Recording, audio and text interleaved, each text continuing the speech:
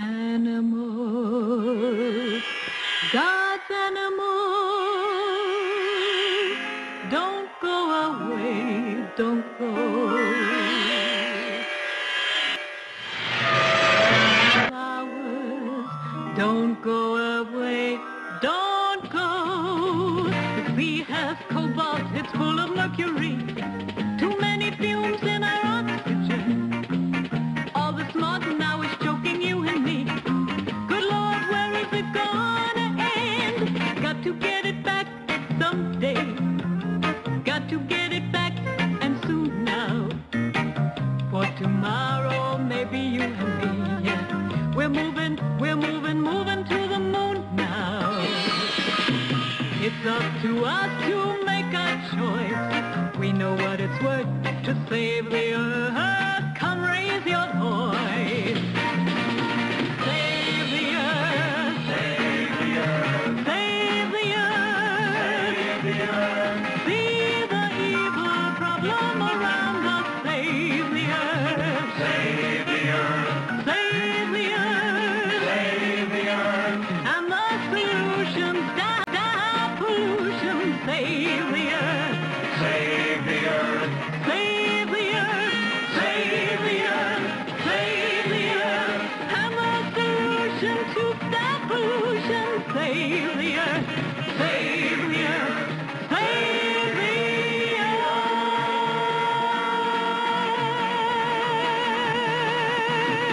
Stop pollution. Save the earth. Save the earth. Save the earth. Save the earth. Save the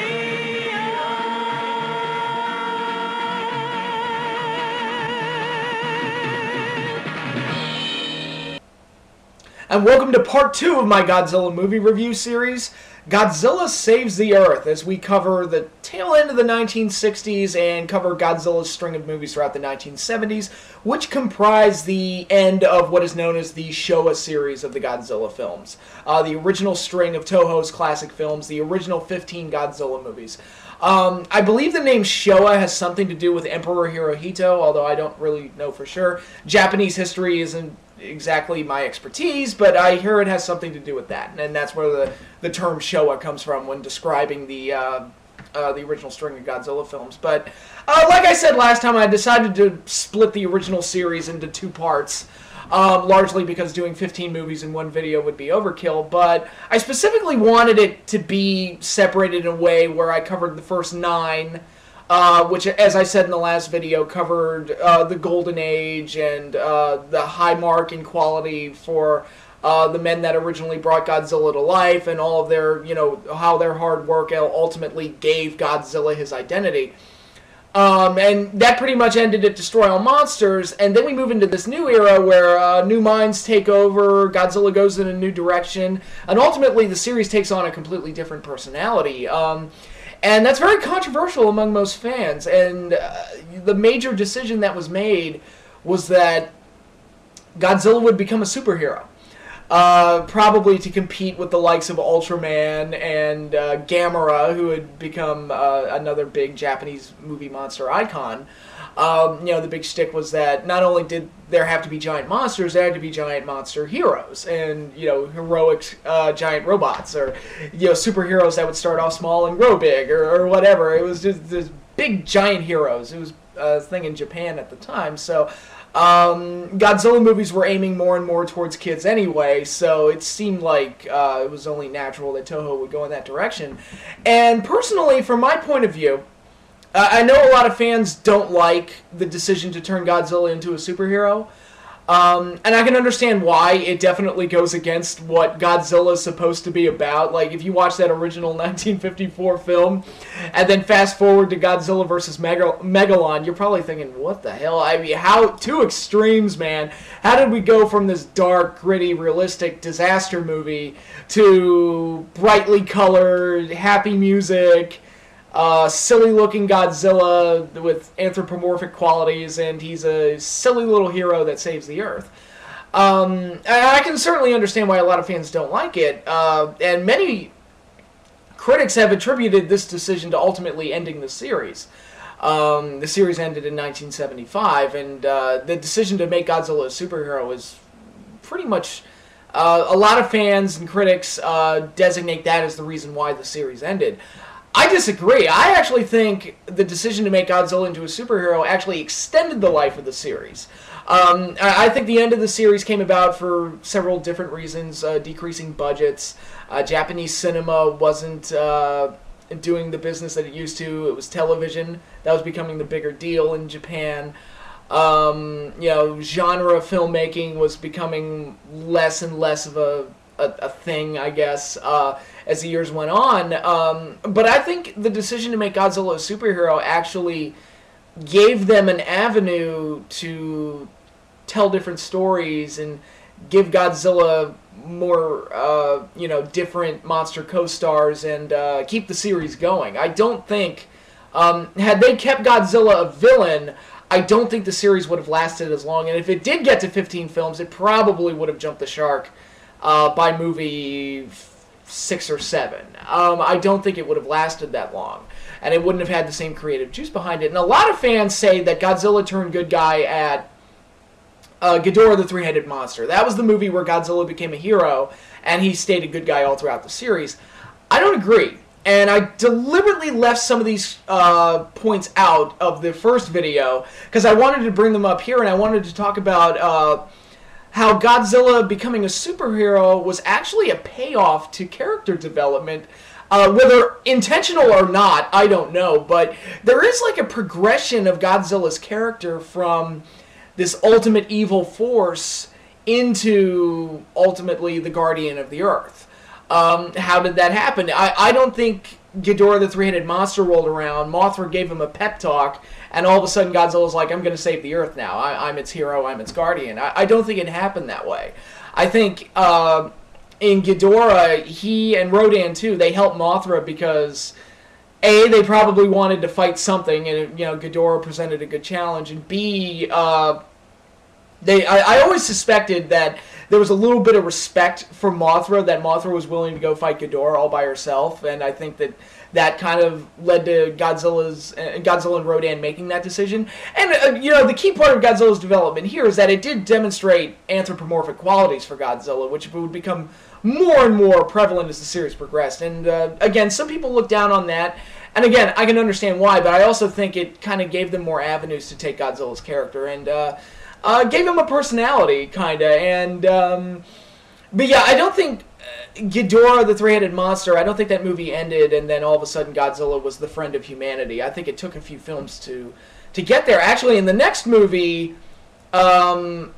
humanity actually betrays Godzilla, which I thought was a really cool scene where the American astronaut, Nick Adams is the American astronaut, and then you got Fuji, who's the Japanese astronaut, but the astronauts, they leave Planet X, and they leave Godzilla and Rodan there. And it's like, look, okay, you Planet X aliens, you can take Godzilla and Rodan. We're just going to take this miracle drug, and we're going to say goodbye to Planet X, and that's it.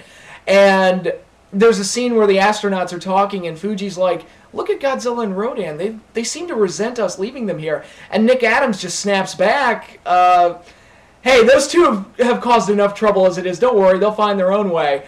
And I thought that made a lot of sense because it's like, look, Godzilla's killed thousands of people, and granted, the first Godzilla was responsible for most of the deaths, and, if you watch that original film, although he does have, the second Godzilla does have a death toll under his belt, especially if you watch Godzilla vs. Mothra, or Godzilla vs. The Thing. And it was believable to me that humanity wouldn't forgive Godzilla right away just because he kicked Ghidorah's ass and he helped get rid of a greater threat. It's like, look, Godzilla is still a killer of thousands. So that sentiment being there I thought was very interesting and very realistic in my eyes.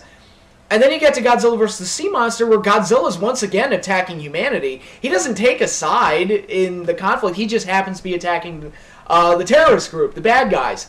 But that's only by happenstance. He's not actually actively saving the Earth. He's acting out of his own self-preservation. And just because, fuck it, he's Godzilla and I want to kill things, and that's what I do. But there comes a moment in that movie where the good humans kind of forgive Godzilla, and they realize, look, without him, we wouldn't have gotten away from the island. So their way of, you know, making it up to him, I guess, is to yell at him to get off the island before it explodes, which is kind of hokey, but okay. It demonstrated that the humans were actually able to forgive Godzilla a little bit, and but again, Godzilla's still not a friend of humans yet. Then you get to Son of Godzilla, where it's actually Minya, the son, who forms a bond with Riko, the native girl, who kind of takes on a motherly role towards him, and Minya actually bonds with a person. And it's hard to imagine the offspring of, you know, the Walking Death metaphor would bond with any human, but that's, you know, that's how that played out. And in turn, Godzilla was actually able to form a bond with Minya and actually demonstrate that he can care for something, which is his own son and his own, you know, his own race, his own species or whatever. And it demonstrated that, hey, Godzilla can actually care about something. He's actually existed long enough to the point where he can actually get attached to something and want to act to preserve that life rather than his own, or just to get into a fight. He's actually actively acting to protect something. And Destroy All Monsters doesn't really count towards that development. And Godzilla's Revenge doesn't either because it's non-canon. And the reason Destroy All Monsters doesn't, I should explain. Destroy All Monsters doesn't count towards that development because it takes place so far into the future that it almost feels removed from everything. Although the movie does sort of end with the monsters and the humans kind of coming to an understanding with each other, which kind of adds to that sense of finality that movie had. But, you know, like I said, we've got 6 more to go here with the original string of films. And I don't think that Godzilla's ultimate development into the superhero, the Guardian of the Earth, comes until Godzilla vs. the Smog Monster, which I'll talk about that in this part of the in this video when I get to that movie, but there's a movie in between I have to get to. So I do think it's very interesting. There actually is a character development for Godzilla there, and it's interesting to track for those films in between, like Godzilla vs. the Thing and Godzilla vs. the Smog Monster, and the way Godzilla develops as a character in between, I think is very interesting. Probably not by design, but it sort of played out that way, and I found that to be very interesting. And one of the reasons that I really like the decision to make Godzilla a superhero is that if Godzilla stayed a villain the entire time, it would have turned into one of those horror movie series like Nightmare on Elm Street or the Chucky series, or, you know, Friday the 13th or whatever. The bad guy in those movies always loses, no matter what. The monster always gets slayed at the end. That's just how that works. That's how the formula works. And when you get into entries 3, 4, 5, 6, 7, 8, 9, you get to a point where it's just like, well, who cares anymore? It's just, it kind of becomes a joke. I mean, you look at Nightmare on Elm Street 6, it's basically a comedy, because it's like, well, I mean, Freddy's already been killed like 8 times, so who takes him seriously anymore? You know, it's impossible to care. Michael Myers was the invincible, unstoppable slasher of babysitters. By the time 5 and 6 rolls around, it just becomes a mess, and the story becomes so convoluted that it doesn't matter anymore. And of course, he loses at the end of every movie, so it just gets boring.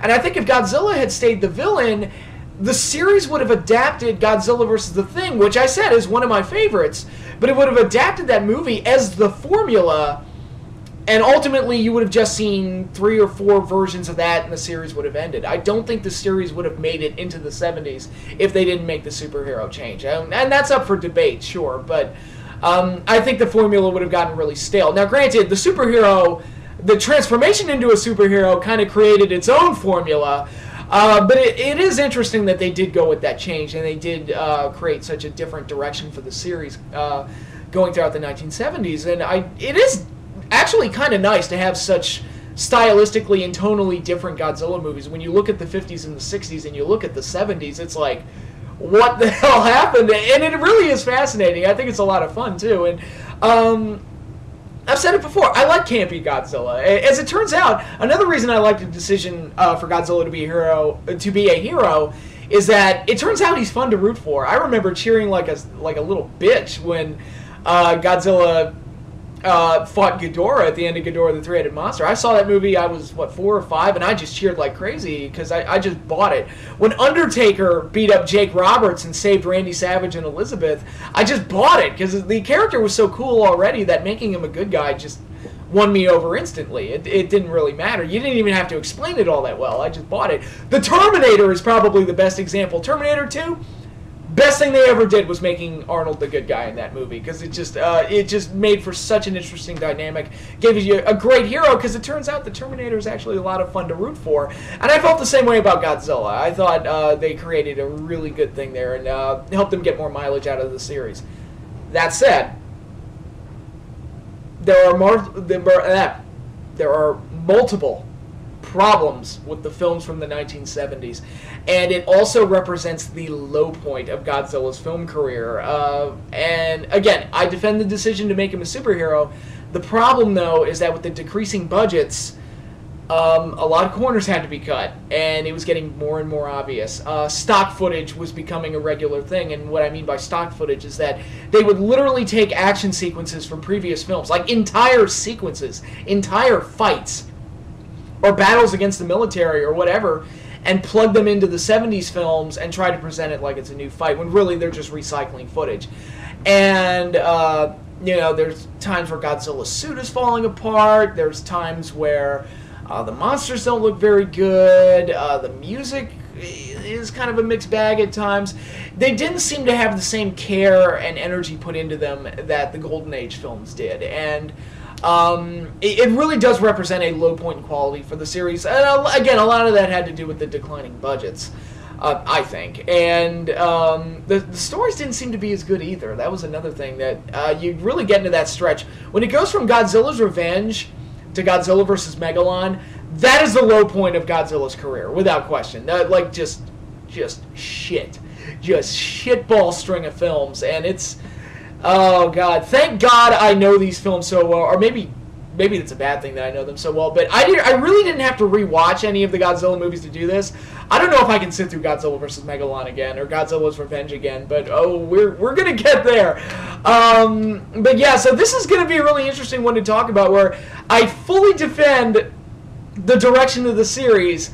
They just weren't able to execute it as well as it should have been, and they struggled a lot with this new era for Godzilla. But without further ado, let's jump right into it.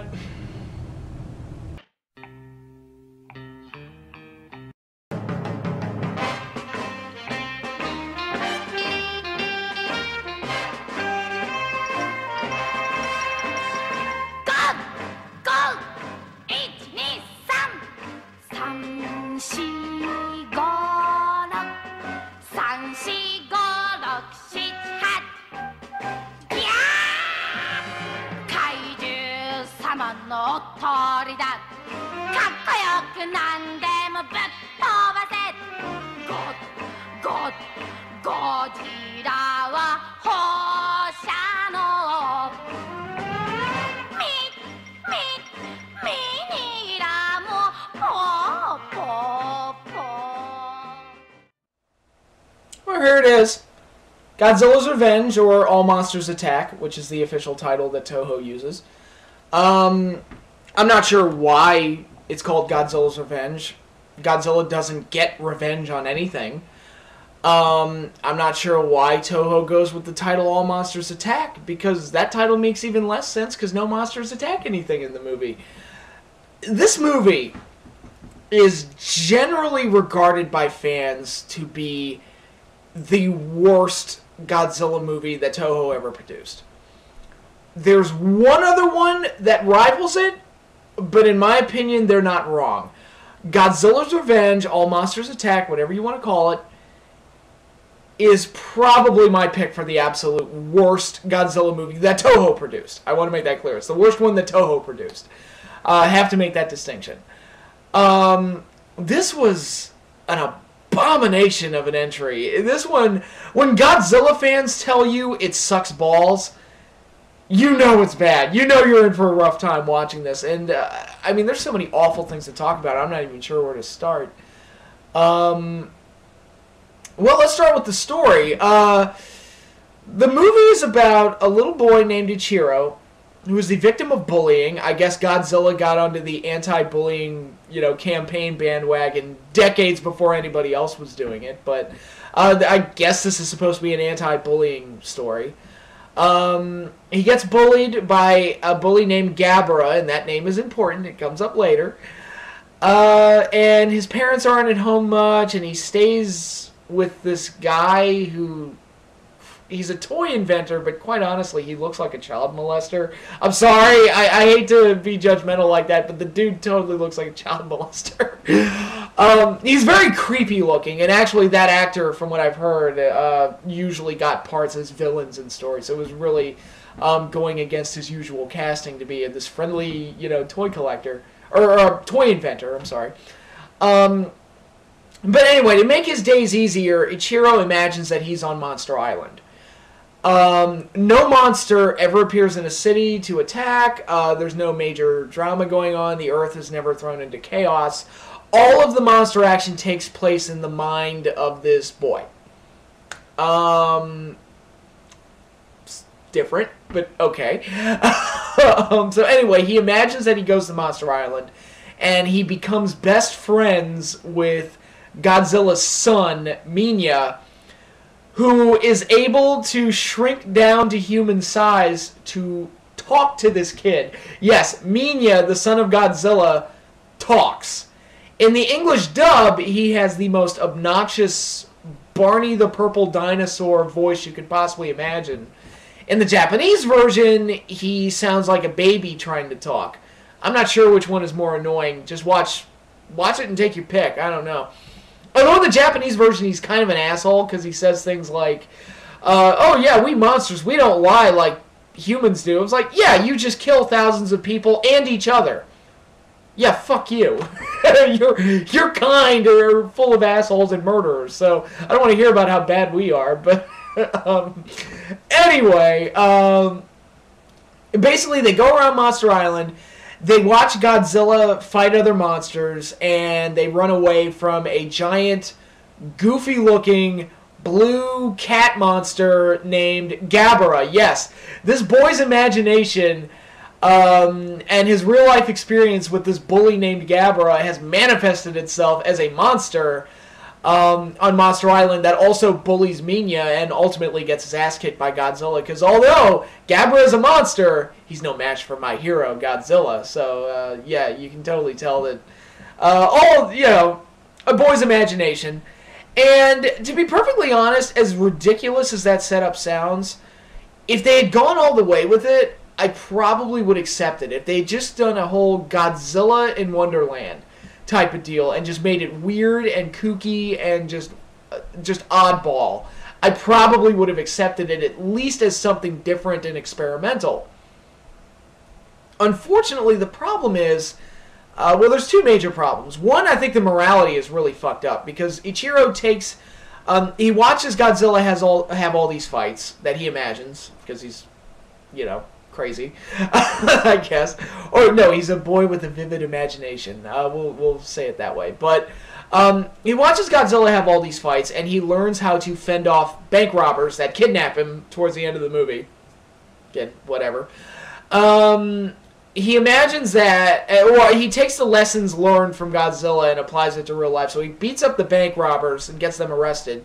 And then he beats up Gabara and conquers his bully, which I could go with that. It's like, all right. Because, I'm the type of guy that's like, okay, this kid's bullying you. I would not mind if the smaller kid just popped you right in the mouth. You're kind of asking for it in my eyes. So I was like, all right, the smaller kid beat up the bully. I was like, all right, cool. And then he starts acting like a bully himself. He plays a prank on a guy and causes him to fall off a ladder and fall into a bucket of paint or whatever. All just to prove how badass he is now. And he's basically become like a little thug. And he becomes friends with all the bullies. And I'm like, well, wait a minute. What kind of a lesson is that? You got to be an asshole to succeed in life? Is that the lesson?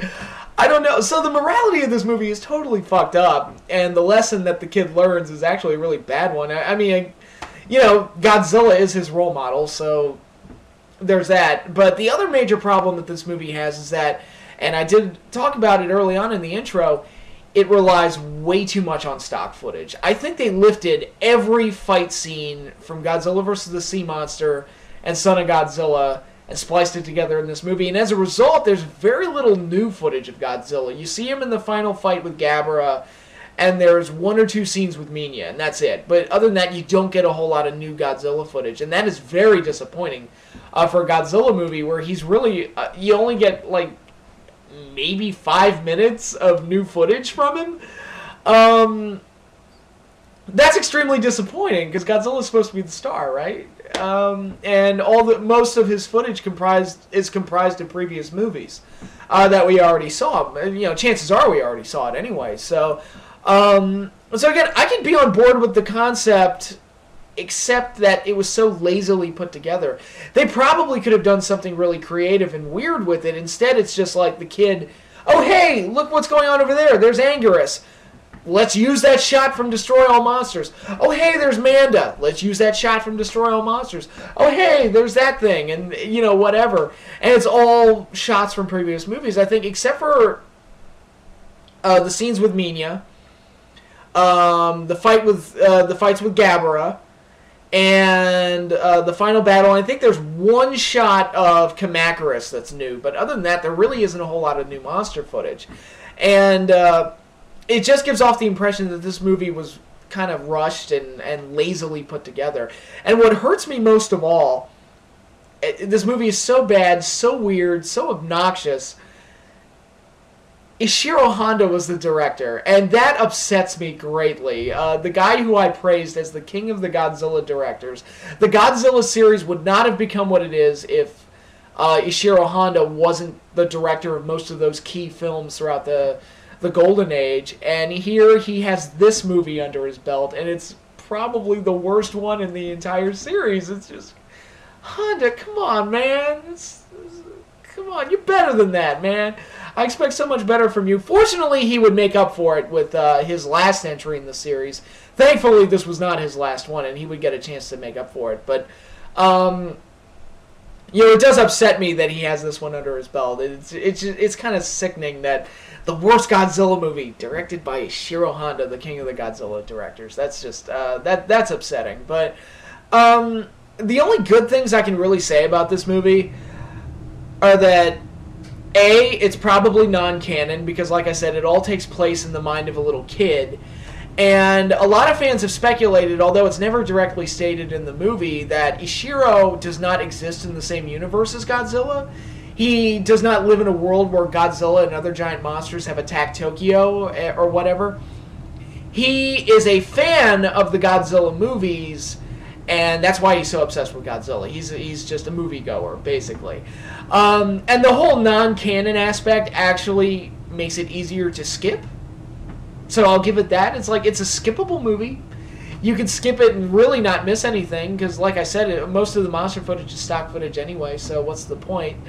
And that's really about it. That's all there is to say about it. It's just a horrible movie. I mean, the song I played for you at the beginning, that was obnoxious, wasn't it?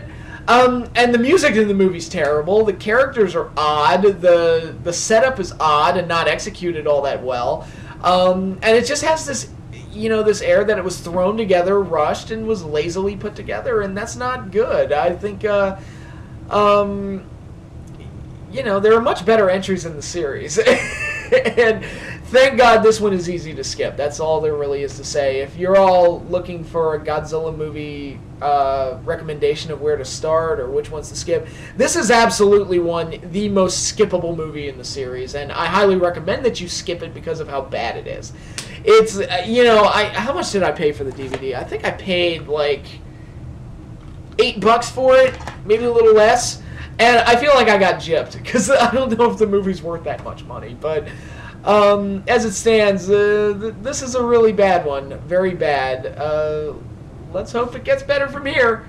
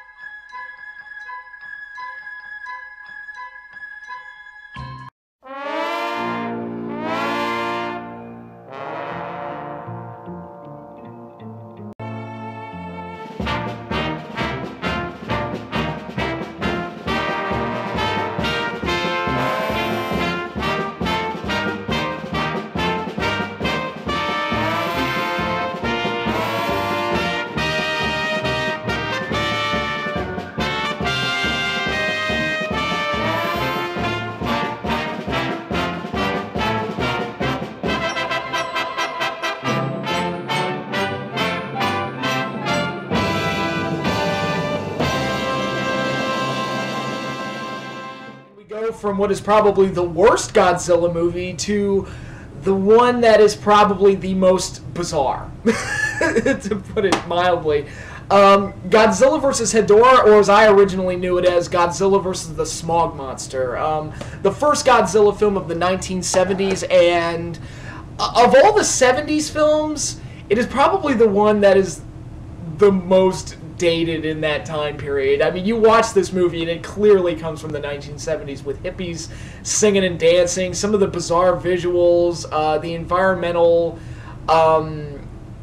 message of the movie is presented in a very kind of hippy-dippy way.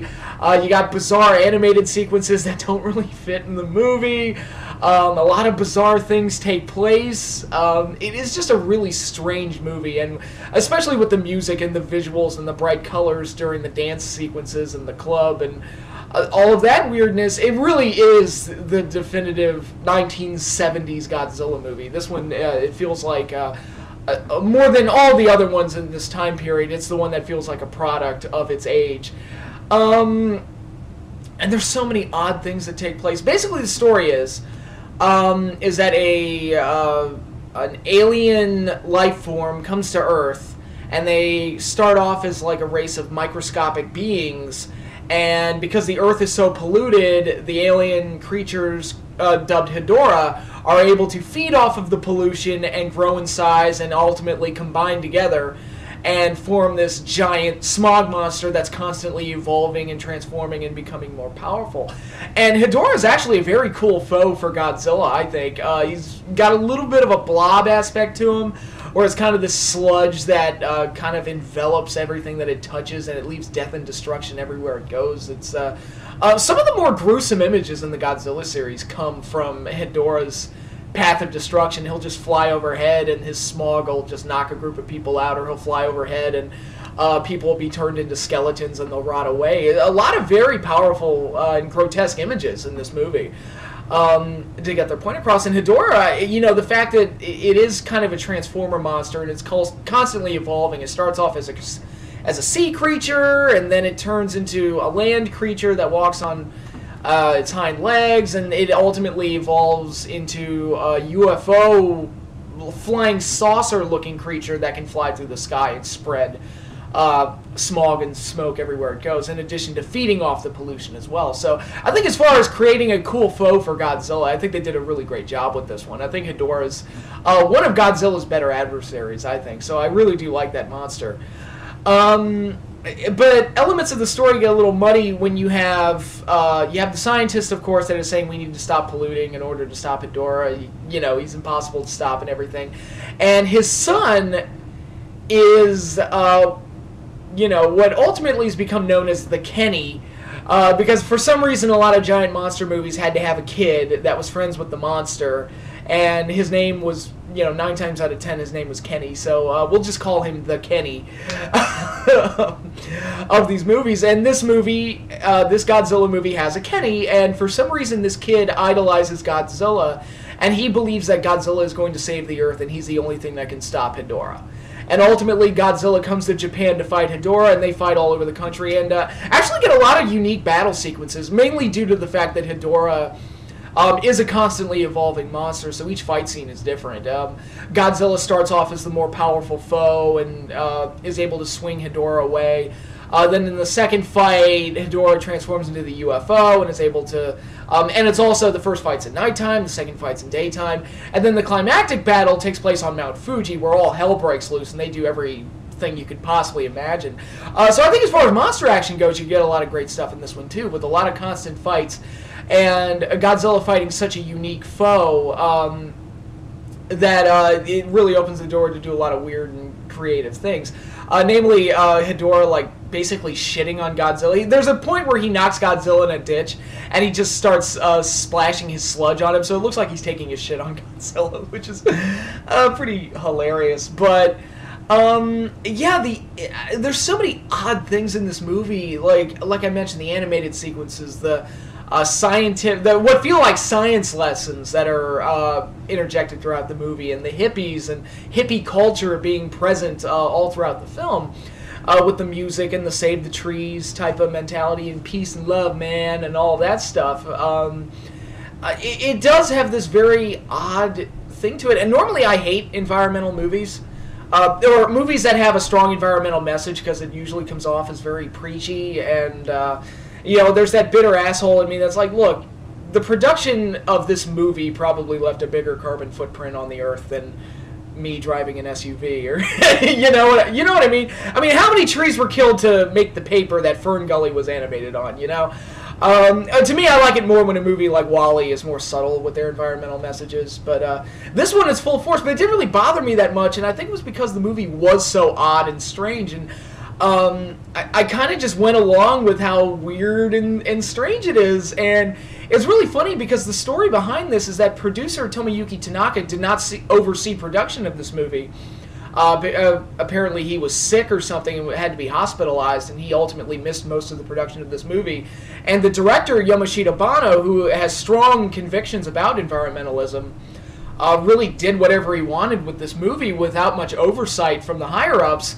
So when Tomoyuki Tanaka saw this movie and the final cut, he was like, what the hell did you do to Godzilla? And apparently, as the story goes, he pointed at Banno and said, you ruined Godzilla, you will never direct another Godzilla movie as long as you live. Wow, that's pretty powerful. So, Tomoyuki Tanaka did not like this movie very much and considered it the movie that ruined Godzilla. Interestingly, that was not Godzilla's Revenge in his eyes, although, he probably looked at that one. He's like, Honda directed it, and I'm not going to badmouth Honda because he basically helped me get everything that I have with the series. So, it's like, I just chalked that up to Honda making a bad one. Honda built up his chips before putting out that stinker. But, I do bring up Honda, though, and this is where I'm going to defend Yamashita Banno. I think that's his name. Again, forgive me with some of the pronunciations here, but Banno, very much like Honda, approached Godzilla in a way where he could get to inject his own personality and his own beliefs into the story and make the movie that he wants to make. Now, if you look at the original Godzilla and you look at this one, tonally and atmospherically, they couldn't possibly be any more different, but I do think Banno, more than any other Godzilla director that has followed Inoshiro Honda, I think personally he is the closest to matching Honda because he wanted to get those strong themes and points across, and he wanted his movie to have a message, and he didn't approach it like any other monster movie. He wanted to make the movie that he wanted to make, and ultimately I think this movie has its own identity for that. I think it is so strange and so odd and so bizarre that it kind of stands out on its own among the series, and it's one of the more unique entries. Now, when I say that the movie gets ridiculous, it absolutely gets ridiculous. Like I said, you have the kid that is somehow perfectly knowledgeable about Godzilla's intentions and know that what Godzilla's going to do, and he's Godzilla's head cheerleader, which is odd. There's a scene in the final battle where Godzilla actually uses his atomic breath to fly. He uses it as jet propulsion to help him fly and catch Hedorah as Hedorah's trying to run away. That is very bizarre and probably the single most bizarre moment to ever happen in the entire series. And there have been a lot of bizarre moments in the Godzilla series, but that one really takes the cake. I mean, that defies every law of physics you can possibly imagine. I remember, even as a kid, I just looked at that and I'm like, that's really weird. I'm glad they didn't do that again, but, there is so much weirdness, but there's also, like I said, he did want to go the extra step, Banno, the director, wanted to go the extra step and make the movie his own, and it does have some of those grotesque images, and it does have that weird music and that kooky Save the Earth song, which is fantastic. Save the Earth, save the Earth. Once you hear that song, you will never forget it, and that's kind of how I feel about this movie. Once you see it, whether you like it or you don't, and a lot of fans don't like this movie, whether you like it or you don't, you'll never forget it because of how odd it is. It's just a really, really odd Godzilla movie, and I actually do appreciate it a lot. I really, really like this one, and I gotta be honest, it's probably in my top 10 somewhere. I don't know. I know it sounds crazy. I know there's a lot of reasons to not like this movie, but I feel like the director really poured his heart and soul into it and really wanted to make his own Godzilla movie, and I think it has its own uniqueness. And in a time period when Godzilla movies would become very formulaic with the superhero thing, where it would basically be bad monster shows up, Godzilla shows up to fight him, and that's the movie, and that would be about it. Godzilla would win at the end, and, you know, everybody's happy. Here, it's like he wanted to do something really different and really unique, and I think it really kind of stands on its own, and I don't know.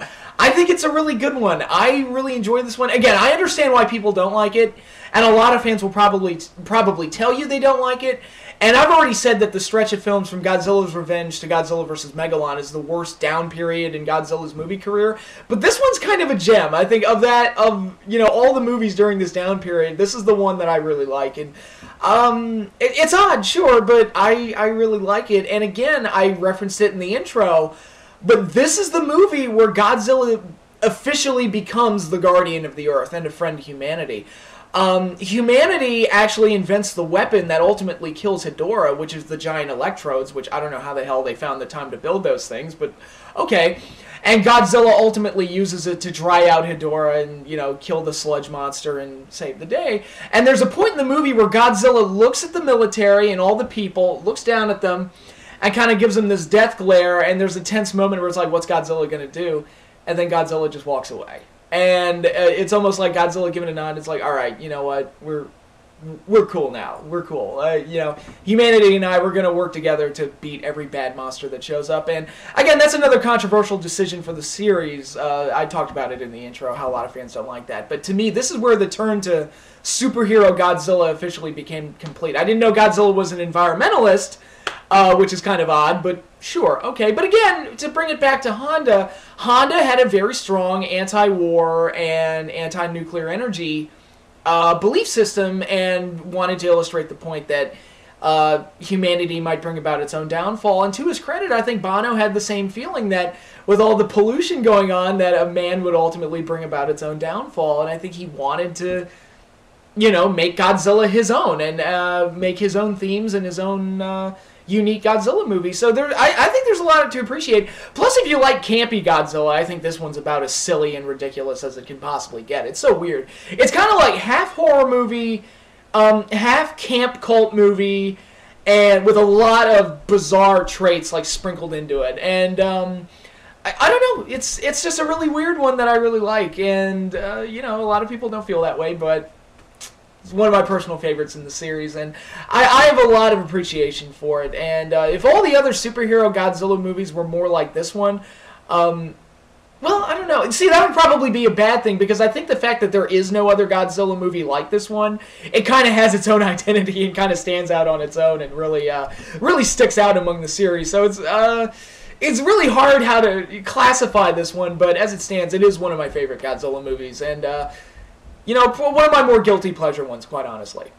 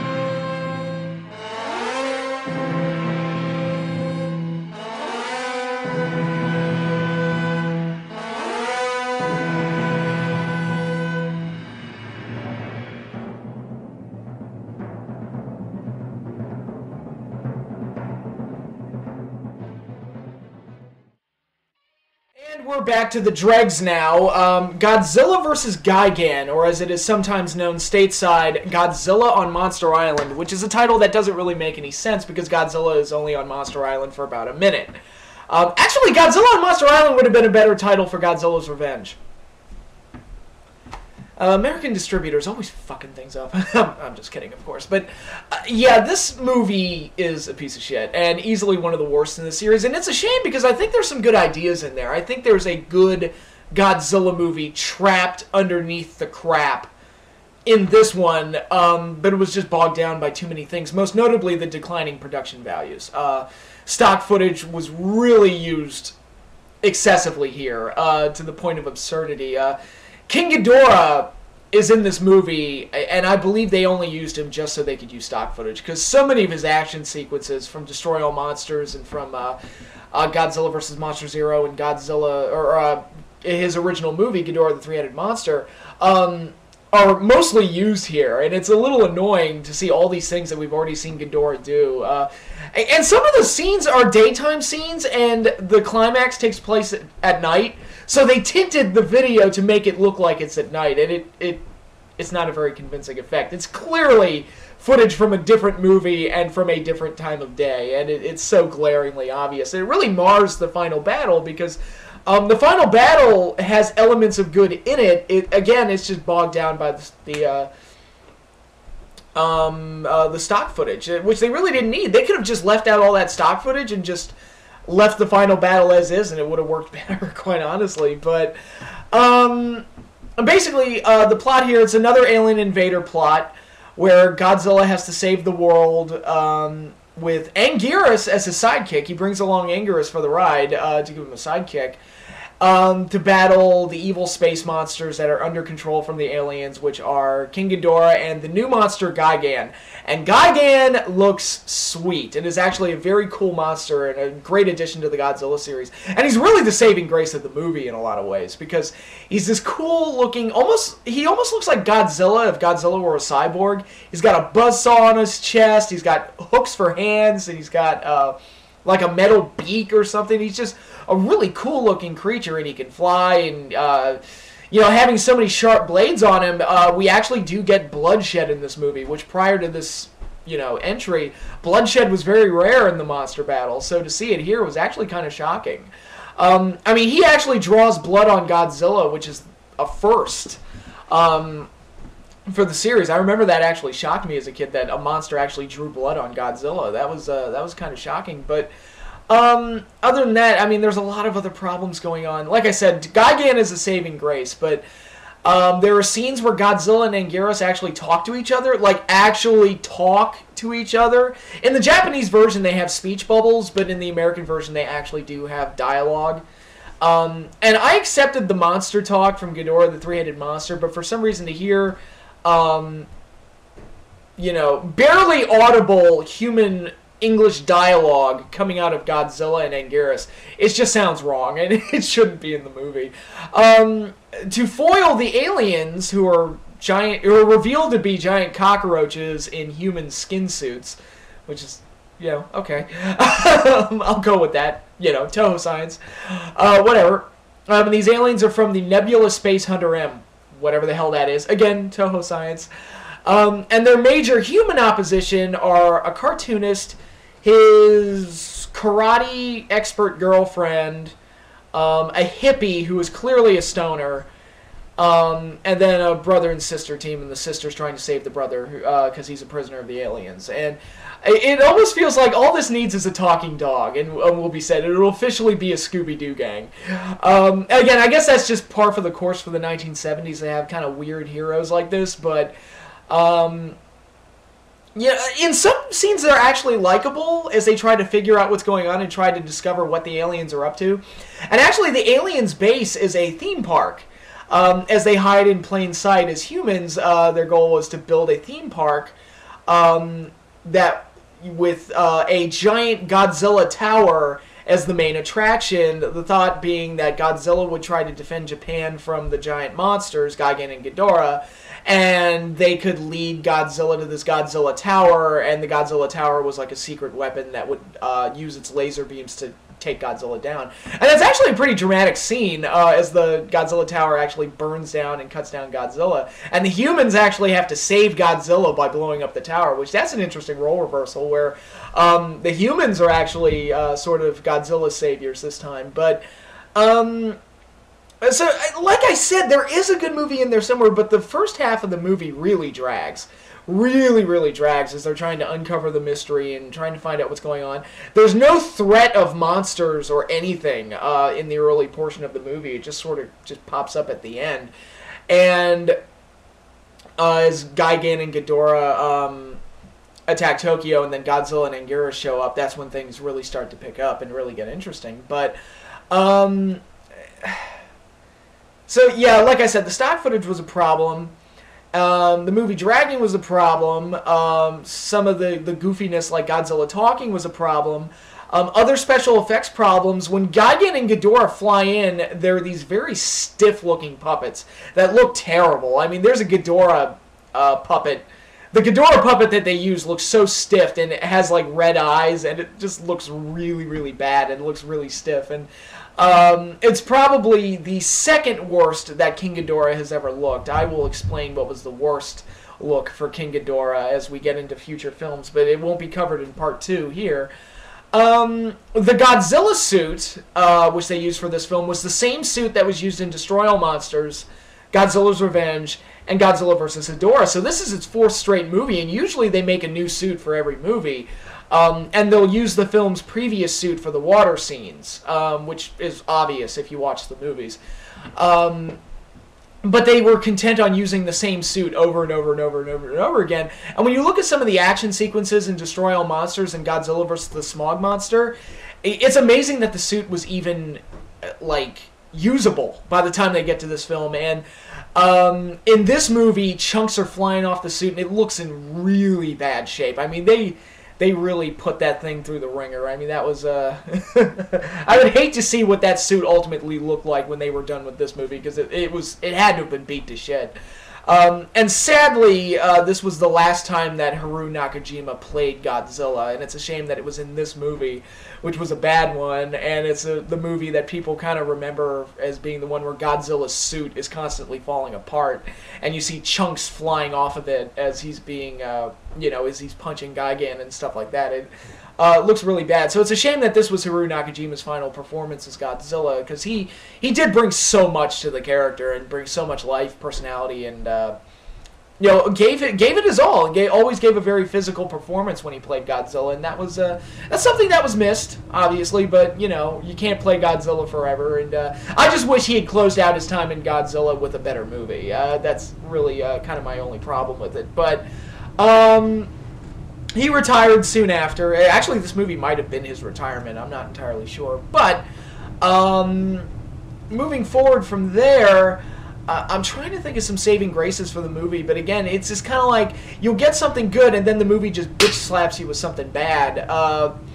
Most notably, like the stock footage and the bad special effects and Godzilla and Anguirus talking and yada, yada, yada, all that thing. But like I said, Gigan is very cool and one of Godzilla's coolest opponents, and I just wish he had been in better movies because he always kind of got the short end of the stick, it felt like, Gigan. It was so much potential with this creature, and they never really got as much out of him as they could have. And I'll talk more about that as I get into Final Wars, way into Part 4 of the series, but... Anguirus gets to shine a little bit, which is cool. They could have just as easily used him for stock footage, and they do. But he does have his moments here, and this is the movie that kind of solidified Anguirus as Godzilla's sidekick and sort of his Barney Rubble or something like that. And, it's a dynamic that fans have really latched onto, and they really seem to like Anguirus. And it's really interesting that Godzilla's very first opponent is actually better known as Godzilla's, key ally and his main ally. And in the 70s, Godzilla would normally get saddled with kind of lame sidekicks, but Anguirus was cool. He was just that scrappy little tough ball of fury that would typically get his ass kicked, but would ultimately put his all into his fight. So Anguirus was really cool, and this was the movie where he got to shine, so that was fine. Some of the monster action is good, and one thing I will say that demonstrates the cheapness of the movie, but at the same time is also a strength. Akira Ifukube did not return to compose the score for this movie. This movie did not have a music composer. They literally took stock music from previous Ifukube scores and plugged it into the movie to manufacture a musical score. And you know what? For a bunch of tracks taken from different movies and spliced together to make a music score, it's actually one of the better scores in the Godzilla series, and that's really a testament to how strong Ifukube's music was, because it really does add a lot of drama and weight and significance to the monster action that's going on. It really plays against what we usually got in the 70s, which was more this upbeat, jazzy, kind of silly music. That really just kind of made the monster action more goofy. But Ifukube's music almost gave it like this regal, larger-than-life appeal. And that comes across even in this case where none of the music was created for the movie. So that's really a great testament to his ability and what he ultimately brought to Godzilla. Even when he's not working on a Godzilla movie, he adds to a Godzilla movie. So like I said, I mean, that's pretty much the best way to sum it up. It's a Godzilla movie that should have been good, but constantly had its legs come out from under it, and ultimately it became a bottom 5 Godzilla movie. And it's a shame, because like I said, there's a good movie in there, but it's just way too riddled with mistakes and production errors and other problems like that. And actually, the DVD that I have is out of print, and I've seen it on Amazon. You can get it for like $80, and I'm like, dude, I don't think it cost $80 to make the movie. That's like way too high of an asking price. But whatever. I wish I could say the bad times are over with this one, but we still got one more horrific one to go through. So let's get that one over with.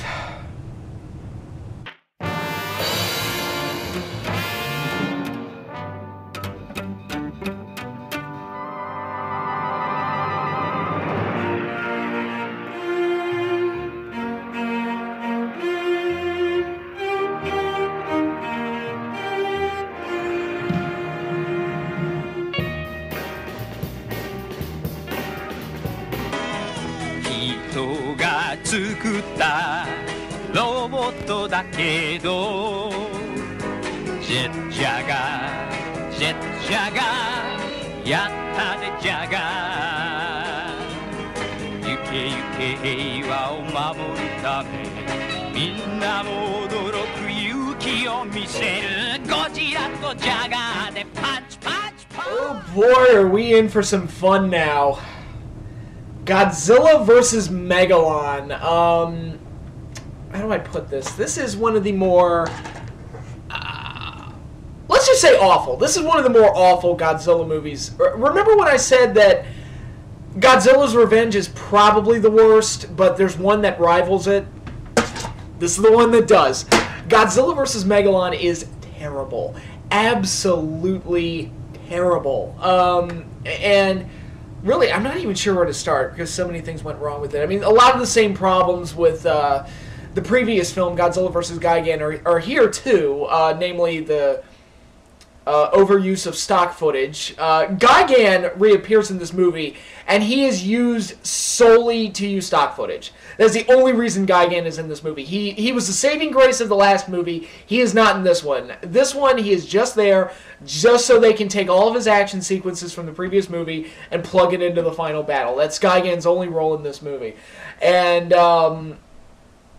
I wish the badness would just stop there, but they even used action scenes from King Ghidorah's attacks on the city and use them for Megalon by giving Megalon the same beam weapon as King Ghidorah, so they could use the scenes of King Ghidorah blasting buildings down for Megalon as well. And it's like, oh my god, that is so lazy.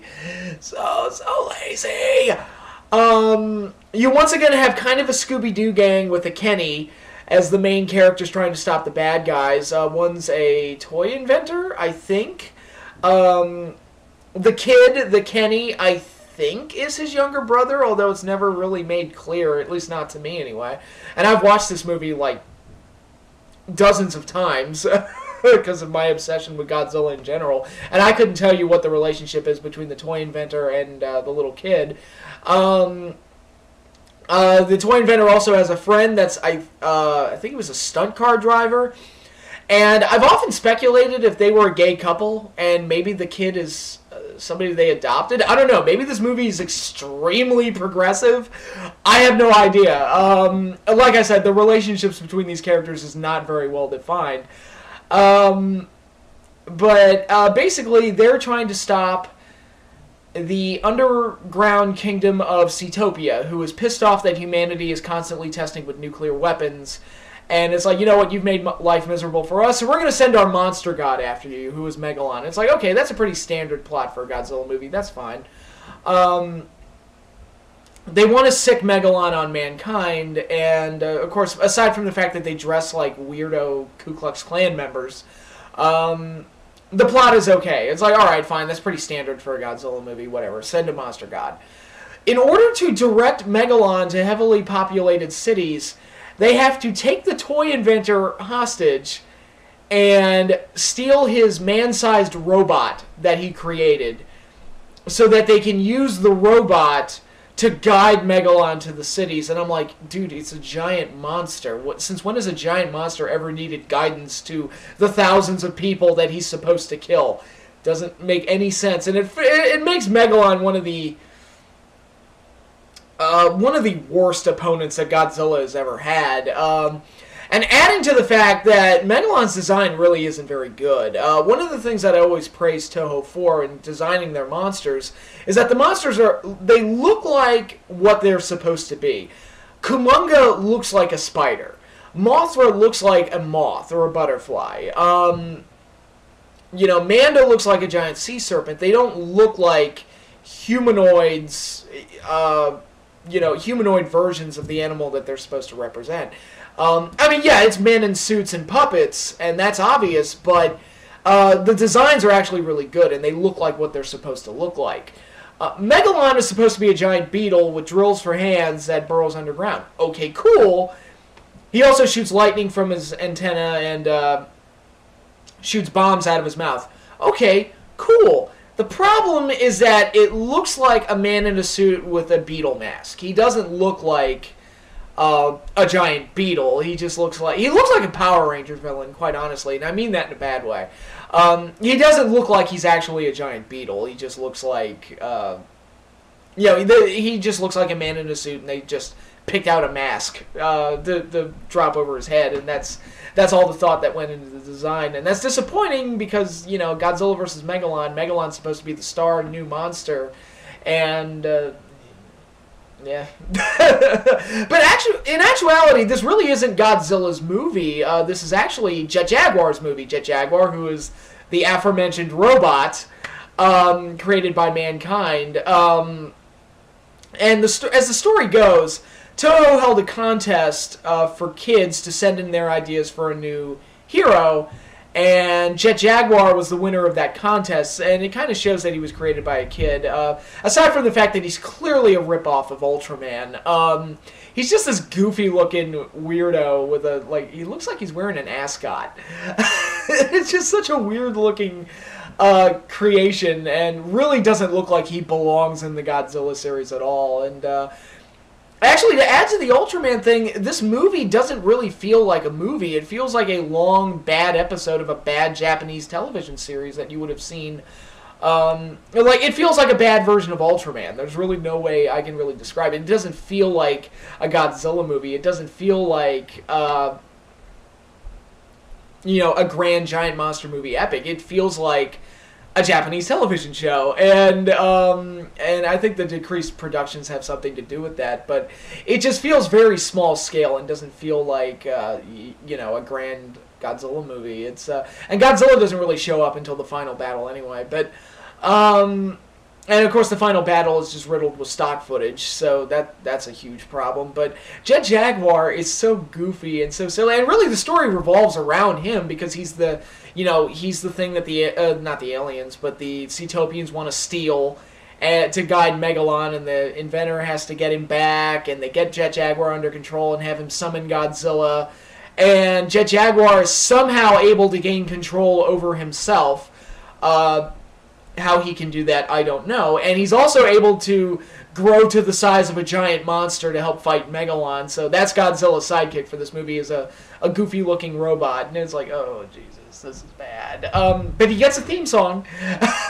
Jet Jaguar gets a theme song, and it's, oh my god, it's so bad, and it's so just ridiculous, the whole thing. And Gigan only shows up at the end because the Cetopians somehow have a relationship with the Nebula Space Hunter M aliens. I don't know how that can happen, considering, you know, one society lives underground and the other one lives all the way out in fucking space. And I thought the Nebula Space Hunter M aliens were killed in the last movie anyway, so I don't know how they're able... Whatever, who cares? They basically... the Cetopians are basically like, hey, can we borrow Gigan to help Megalon fight Jet Jaguar and Godzilla? It's like, oh, okay, sure, whatever.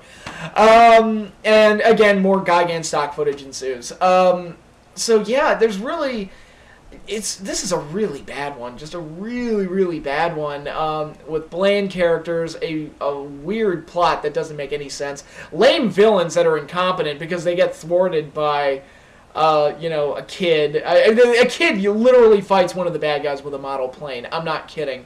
And not in, like, a cool remote control Home Alone type of way. He just literally throws the model plane at him, and that takes him down, and it's like, oh, god damn it. These villains are lame. And their monster is lame, and everything else is lame. The music is awful, and I didn't mention this with Godzilla vs. the Smog Monster, but those two films, Smog Monster and Megalon, have the same music composer, and the music he did for the Godzilla series is really bad. He gave Godzilla this theme music that sounds like a diesel truck tooting its horn. And that's Godzilla's big hero theme or whatever. It really doesn't sound good. And he reuses it here, of course. But God, the only good things I can really say about this movie, there's some fun, goofy stuff in the final battle between Godzilla and Jet Jaguar versus Gigan and Megalon. There is some good, like, cheesy action in there. But again, that's bogged down with stock footage. The most notable thing that happens is...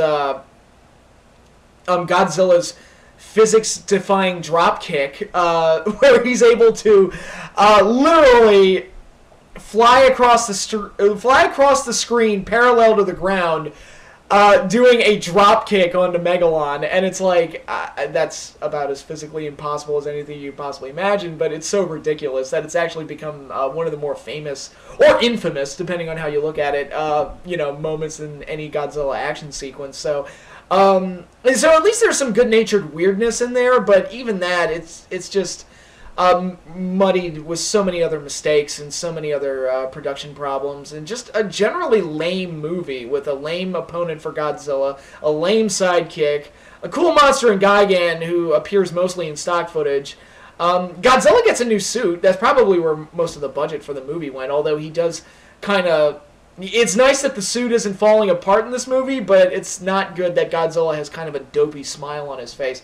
And unfortunately, this would be the suit that they would use for the remainder of the series. So you would get, you know, dopey smile Godzilla, at least for the next movie. But that kind of changed in the final film. But I'll get there when we get there. But fortunately, that is the last of the bad string of Godzilla movies from the 1970s, and things pick up greatly with the final two films, I'm happy to say. One other thing I can say about Godzilla vs. Megalon, it made it onto Mystery Science Theater. They also did Godzilla vs. the Sea Monster, but quite honestly, while that episode is funny too, I much prefer Godzilla vs. Megalon. Because that's the movie that absolutely deserved to be on Mystery Science Theater 3000. And they do a great job with it. It's really funny and just a great episode. And it is kind of cool that Godzilla did make it into Mystery Science Theater. I think that's great. And if you do check out that episode, be sure to check out their translation of the Jet Jaguar song. That really is the highlight of the episode. But as far as a straight-up Godzilla movie go, this one is absolutely the pits. And I'm glad that Godzilla's low point is over and done with, and we can pretty much move on to better things from here.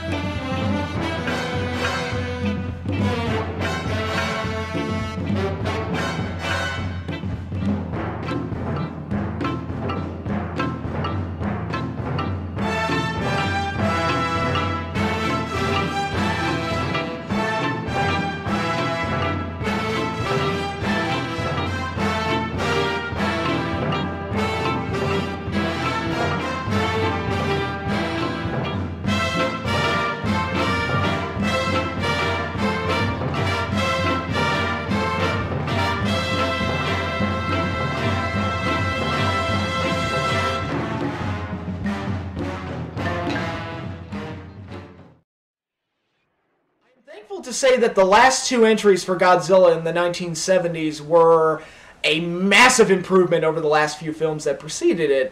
So at least this era for Godzilla gets to end on a bit of a double whammy high note. But I think Toho probably felt that they had a bit of a Herculean task on their hands. The last few Godzilla movies weren't very good, but 1974 was the 20th anniversary, so I think they felt that it was time to cut the bullshit and put your best foot forward and try to create something special for such a special occasion. Godzilla, 20 years since the original film, and who'd have ever thought that Godzilla would have spanned a movie series that would have lasted 20 years, much less, now we're approaching the 60th anniversary of Godzilla. Actually, this year is the 60th anniversary of Godzilla, so it's amazing that Godzilla's legacy has been able to endure as long as it has, but Toho probably felt that this was a tough task to do, to really put their best foot forward, and to do that, they really had to create a great opponent for Godzilla. And they were probably thinking, what else is there left for him to fight? He's already fought dinosaurs, he's fought giant bugs, he's fought sea monsters, smog monsters, cyborgs, he's fought Rodan, he fought Mothra, he fought King Ghidorah, fought King Kong, which is probably his highest profile enemy ever. The big battle of East meets West. By this point it was like, what else can we possibly come up with that Godzilla hasn't faced? And they came up with a winner here. Godzilla versus Mechagodzilla. Godzilla does battle with his robot clone. And I have to say that Mechagodzilla was such an awesome addition to Godzilla's monster cast of co-stars, because Mechagodzilla is without a doubt one of the coolest monsters that they ever devised. And he would be rebooted a couple of times, but this 1970s edition, I think it's the best version of Mechagodzilla, because it has this industrial kind of harshness to him and this great look, and it's really cool to see him unleash all of his weapons, from finger missiles to toe missiles, knee missiles, eye beams, chest lasers, a force field that he can create by spinning his head around that actually blocks Godzilla's atomic blast, which that's a really cool addition to his arsenal. Mechagodzilla is just a great opponent for Godzilla, and really, it's easy to see how he just instantly became one of Godzilla's biggest opponents and more famous monster stars. And they really created a story that was really good to use a Mechagodzilla. Of course, once again, it has to be an alien invader plot, and the aliens use their advanced technology to build a robot Godzilla that will ultimately draw out Godzilla's attention and ultimately kill it.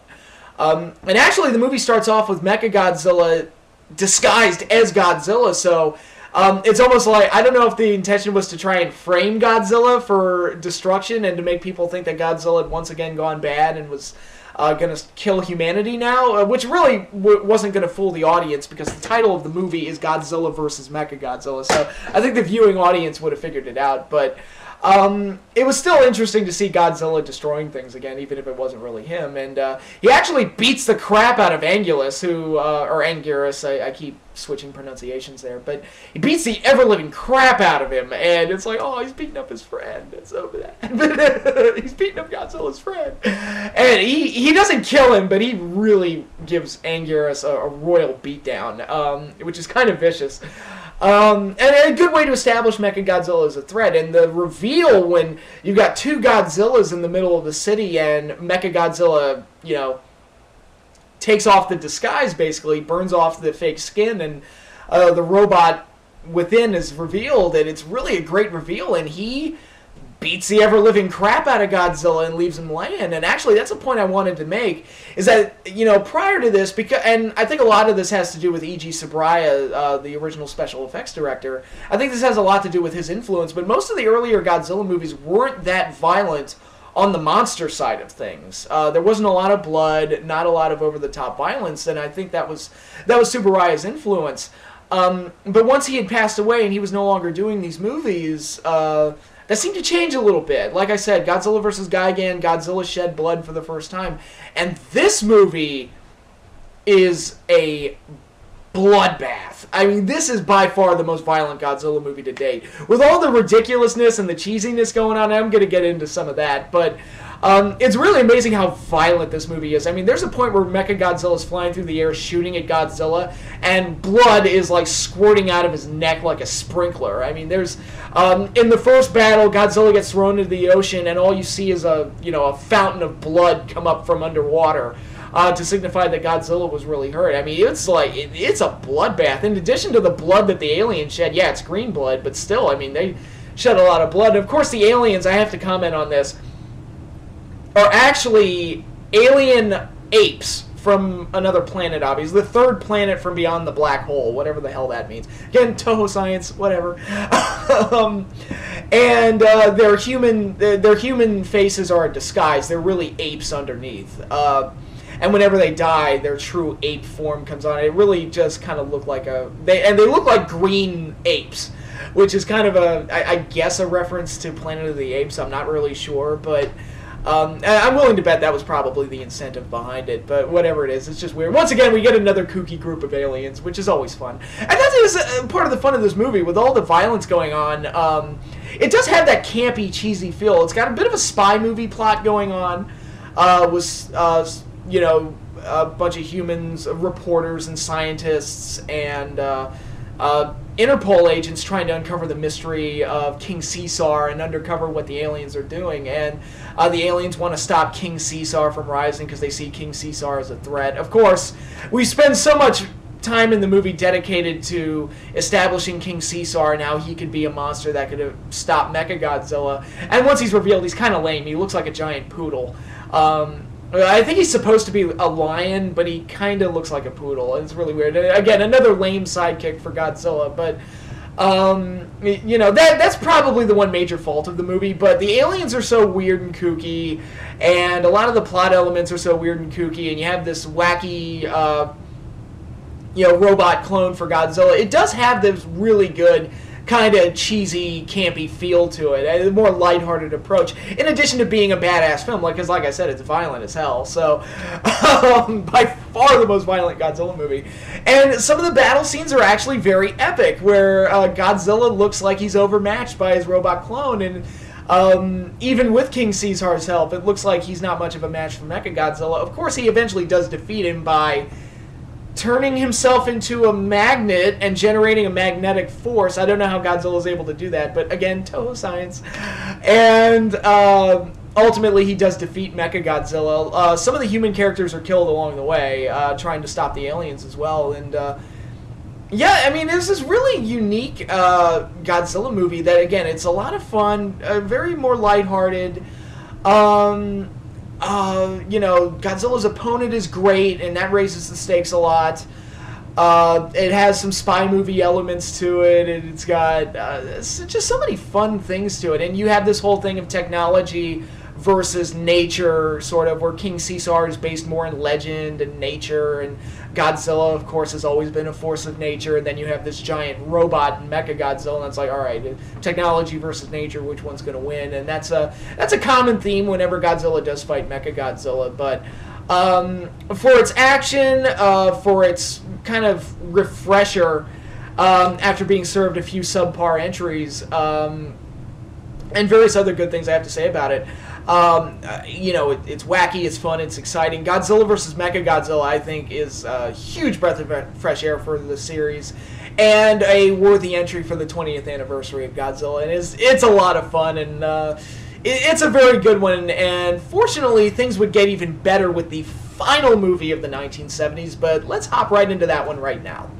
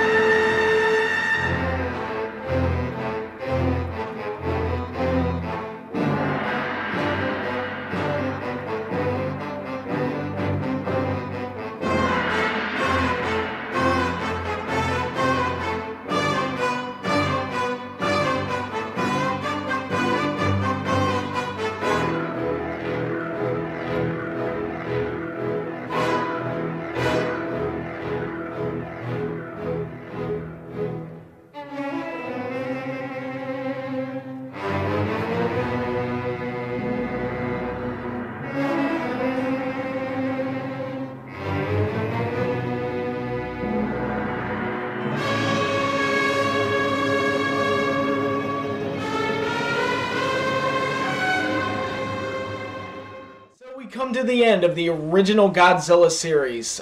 Entry number 15, the finale of the Showa series, and the end of an era for Godzilla in several respects. As the end of the original series, as the end of the Godzilla superhero run.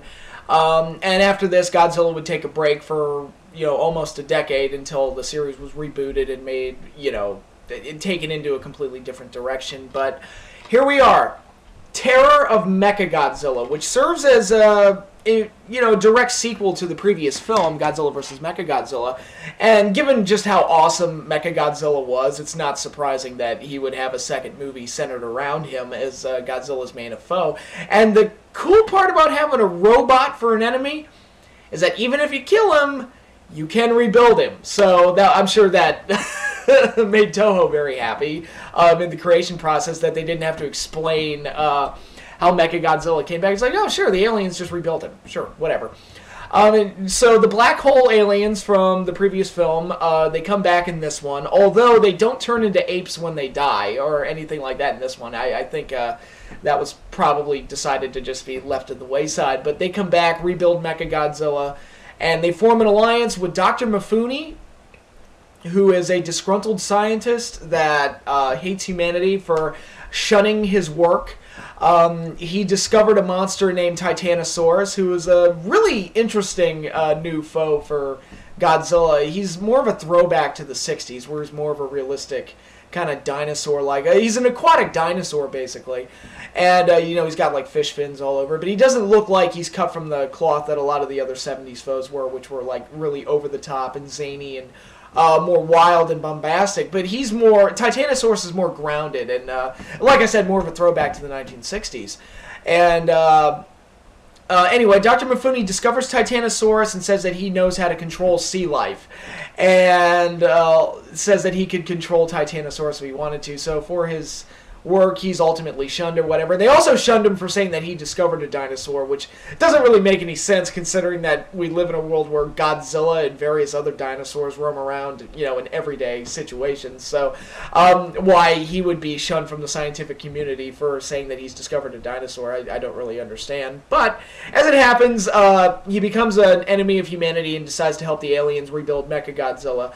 And he also feels indebted to them because the aliens saved the life of his daughter, Katsura, who they turned into a cyborg, and ultimately they turn her into the control for Mechagodzilla. So not only is she a cyborg, but as long as she's alive, Mechagodzilla will function, and she controls Mechagodzilla. So that's an interesting plot point as well, but she falls in love with an Interpol agent who's investigating the case of Dr. Mifune, and ultimately their love for each other, quote-unquote, breaks the spell and leads to Mechagodzilla's downfall in the conclusion of the film.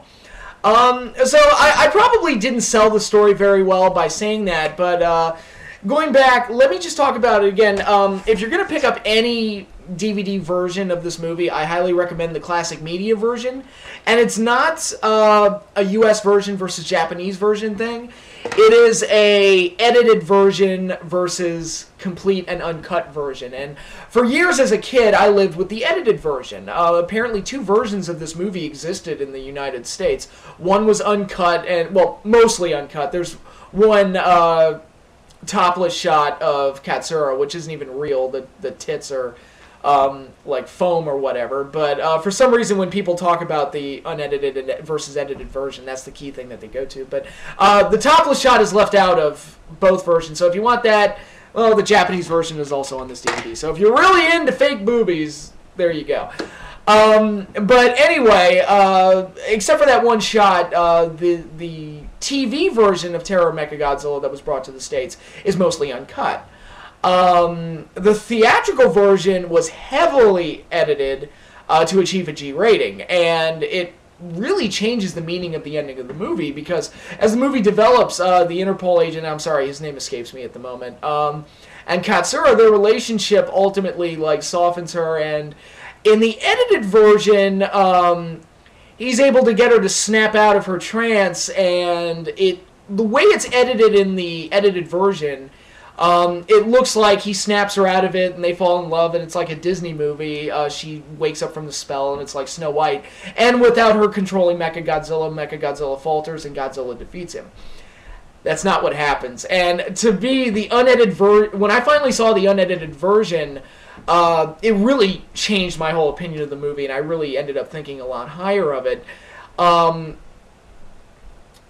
After Katsura snaps out of it, she realizes that the only way Mechagodzilla could be defeated is if she takes her own life. So ultimately, she sacrifices herself, shoots herself to break the Mechagodzilla controller, and her moment of self-sacrifice saves the Earth, which really serves as a nice bookend to the original film, because the idea of self-sacrifice has been a recurring theme in the Godzilla series, and it really started with Dr. Sarasawa in the original film, and that theme comes up again here, and I think it really serves as an interesting bookend, and really gives the climax of the movie a lot more emotional weight, and I think a lot more tragic, obviously, and obviously I think it plays a lot better that way.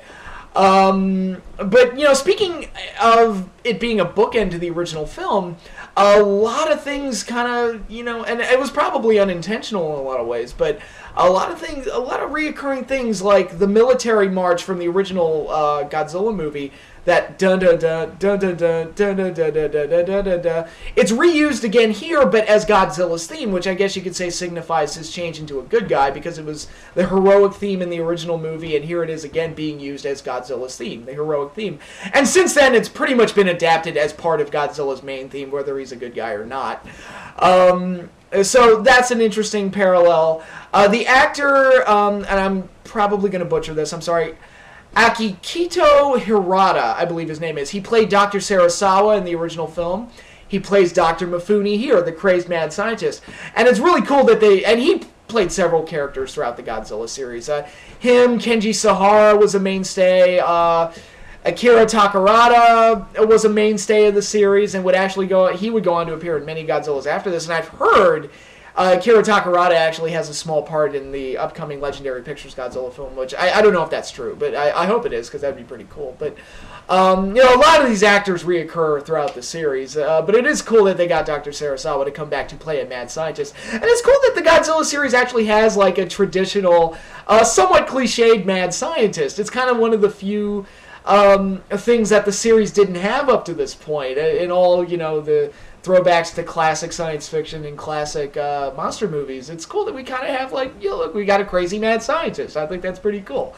And I do like Dr. Mifune as a character. I like Katsura as a character as well. So, you know, on the human side of things, we're pretty good. And, of course, I mentioned the music, and I mentioned how well the human drama is handled, so I should bring up here that the major praise for this movie is that Ishiro Honda came back and directed the film, making up for his previous film, Godzilla's Revenge, and comes back to direct what is, in my opinion, one of the best Godzilla films in the series. And it's actually become one of my personal favorites. So, you know, it's the last film in the original series, so it's really cool that Honda got to come back and direct. And, of course, Akira Ifukube does comprise the score. It's an original score for the film. And he does a bang-up job, as you would expect. His music never failed to impress, and it's really great to have another original Akira Ifukube score to close out the original Godzilla series. So, again, all these interesting parallels and bookend attributes to the original film as far as being a closer. Now, this is Godzilla still being a superhero.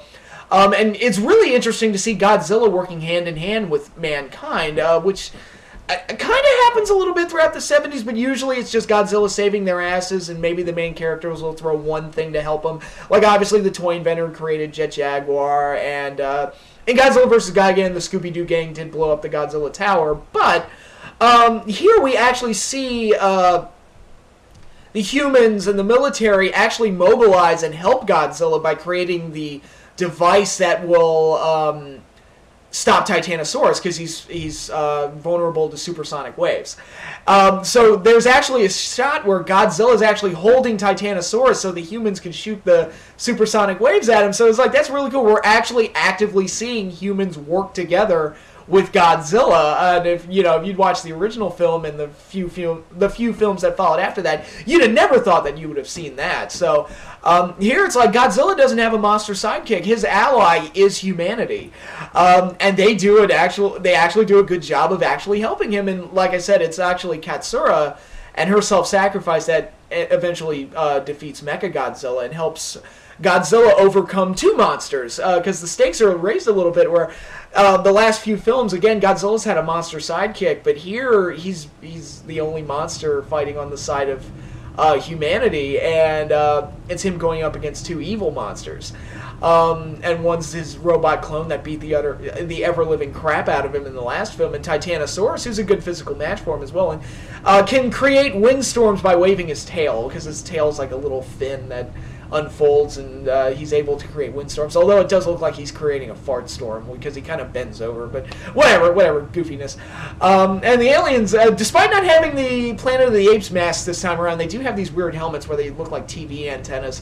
That's also very strange, but yeah, it is a lot of good things about this movie. Godzilla's entrance is very good. I gotta talk about that, where he almost gets like a Batman entrance, where Titanosaurus attacks the city at night, and Godzilla, you just see a brief glimpse of him in the shadows, way off in the background, and then you see the blue atomic breath just strike Titanosaurus and knock him to the ground, and then the lights flash, and boom, there's Godzilla.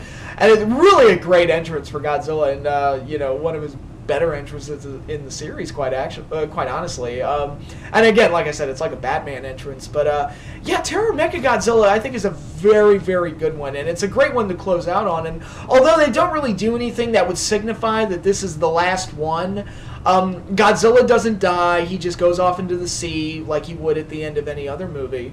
And you walk away from this movie, there's nothing about it that really signifies that they couldn't make any more Godzilla movies after this, because like I said, it pretty much ends the same way any other one does. Although Ifukube's music in the closing seconds as Godzilla's making his exit does feel like kind of a goodbye. It feels like the way the music is played out, it does feel like we're saying goodbye to Godzilla, and that's really the only hint that this is the last one. But as a closer to the series, even if it is just a standalone, there's not like a huge sense of finality to it.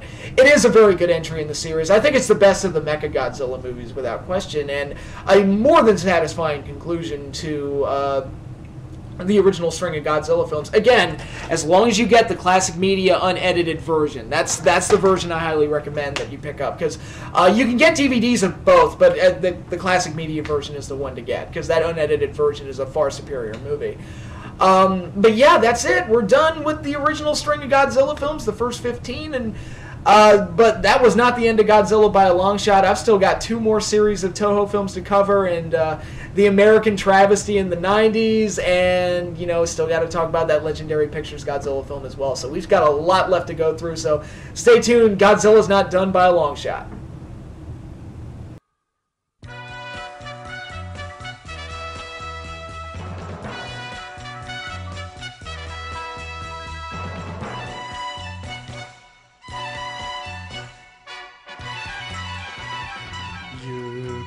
どこでも正義のためだ